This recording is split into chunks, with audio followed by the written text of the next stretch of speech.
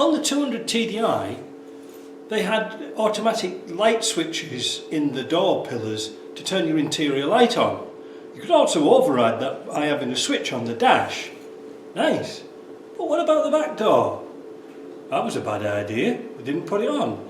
And neither did they on the 5-door station wagons. They didn't put any in the middle doors either. So what we're going to do, we're going to retrofit this switch, which is here. I've got a bit too much light at the moment, but never mind.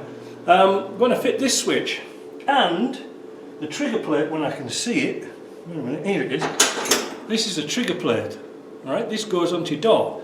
Now, I'm going to zoom in a bit, because you might be able to see this little dot here. That little dot is where that shaft comes through here. That goes through there. So that will go in effect like that. Alright, so that's easy enough. Now, with a square, you can then go down onto that mark, find out where that, there we are, that's a bit more square.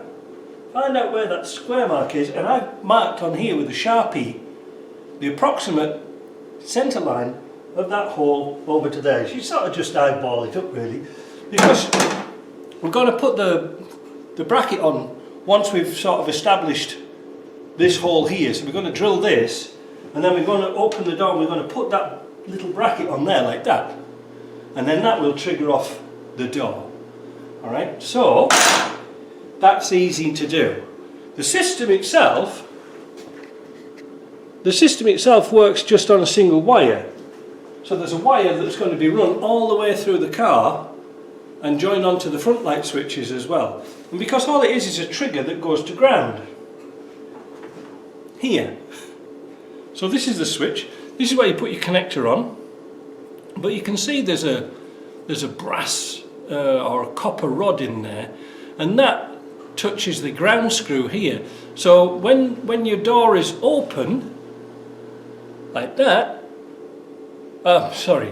when the door is closed like that, there is no connection between this wire where it goes on and the ground. When you open the door, it makes a contact and puts your light on. Simple as that. So I'm going to drill the hole, I'm going to fit this bracket on, and then I'm going to go all the way around the front and put up some wire. I'm going to put the wire in the gutter up at the top with a bit of dum-dum, just to keep it in place. And so let's see how that goes. When we take out the binnacle, we can get access to our very simple wiring circuit for our interior lights. This has got the old-fashioned type rocker switch on. We're going to do away with that, and we're going to put this type of light in.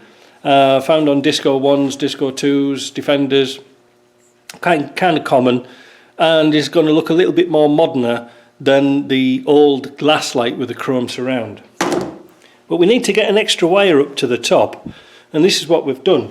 So the trigger wire for the doors is down here. Look, you can probably see down here there is a purple with a blue tracer. That's the one that's going to operate the switches, and it comes out here, a purple with a blue, then it goes to the switch. Now what we are going to do is we're going to cut into that and put this wire up here like that, so that then that wire that is coming up, our trigger wire is coming up here, and then we join this one that came from the backlight onto there, and everything's going to work, I hope. Well, it can't do anything else. So I'm going to do a little bit more wiring, and then I'll show you what it looks like when it's almost finished. So this end of the light now is all wired up. I actually found a plug in the container from a wiring harness off a Disco 2, so that was nice. I just chopped it off. So what we've got here, when we can see, this is our green wire we've got coming from the back. Alright, so that's coming from the back, and I've always left plenty on so we've got bags of room to move wires. So that's our trigger wire. That joins onto this purple and blue wire. I know I should really use purple wire, but I don't have any. And this purple wire is the live wire. Now the back door's open at the moment, but the front trigger switches aren't on. So if we turn, this is off, so if we turn it on, that's going to be on because the back door's open. And we should turn it off, turn it on to full, that's going to be on all the time. So I'm just going to put it down here, without shorting it out, and shut the back door. See if it works. Almost perfect.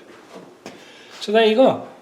It's really simple. You only need a couple of extra wires, and that's going to look really, really smart. So now I can box this up. I can put the pipe in for the rear screen wash at the same time, because what I'm going to do is hold all those wires down with some dum-dum when I can find it. I've got some here. So I just need some dum-dum up and get it nice and warm in your hands, and then when you've got a wire, you can hold it in the gutter at the top, and this will act like a good insulator, you know, like a grommet type of thing. It will stop it rattling around.